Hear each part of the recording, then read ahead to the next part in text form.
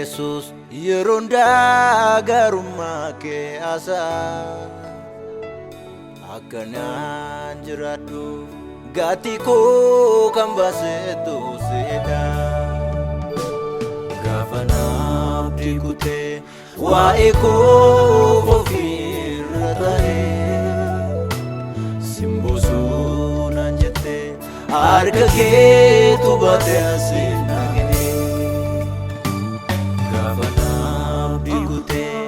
waa'ee koo ofirra ta'ee simboosuu naan jettee harka keetu baatee asiin situ jedhee jiraadhu situ jedhee neegadhu situ jedhee faarfadhu situ jedhee eeggadhu situ jedhee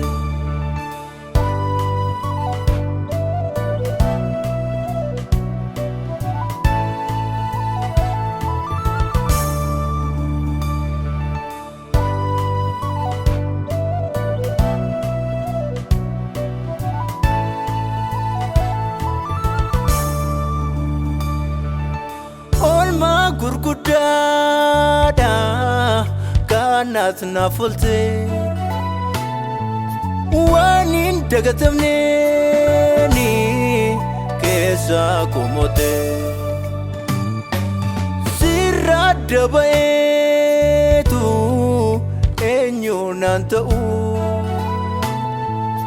dhiigaan na biteetu naaf latte birmadu Oolmaa Fannoo tikunu Oolmaa Fannoo tikunu Oolmaa Fannoo tikunu Oolmaa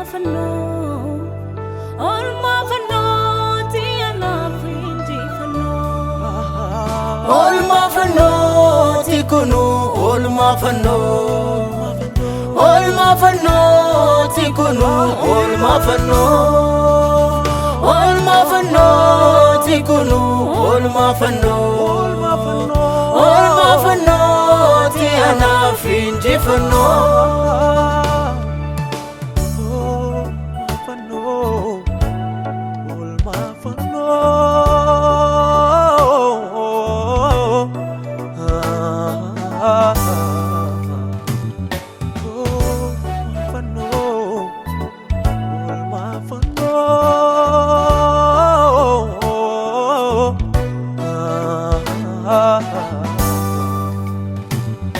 Eeyyamaa keen qaba kananitti hin bulu naaf ta'eera harki kee sirraan gaanaa galu Eeyyamaa keen qaba kananitti hin bulu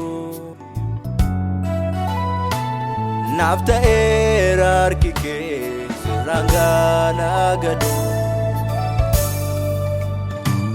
Kakunani waamame maafan boquu buusaa kananitti hin bonu fayyinaa kootisa Kakunani waamame maafan boquu buusaa kananitti hin bonu fayyinaa kootisa Ulfinaa kootisa fayyinaa kootisa waan hundaa kootisa ulfinaa kootisa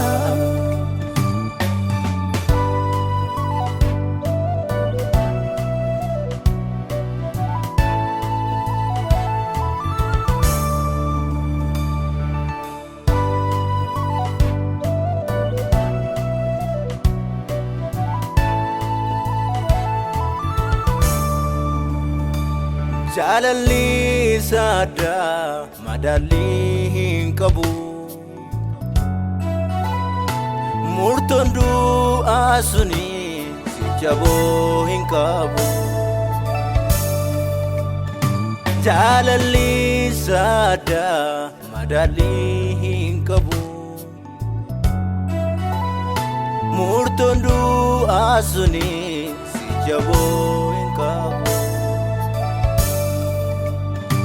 Gaati koo ol kaasee kan cubbuun gabuusee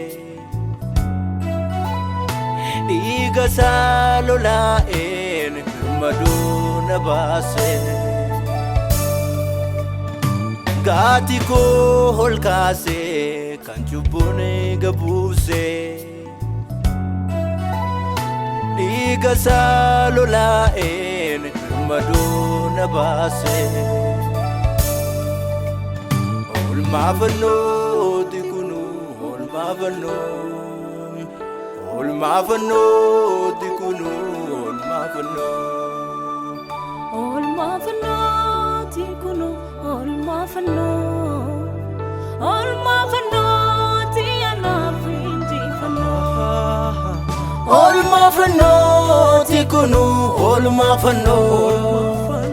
Oolmaa Fannooti kunu Oolmaa Fannoo. Oolmaa Fannooti kunu Oolmaa Fannoo. Oolmaa Fannooti anaaf injifannoo.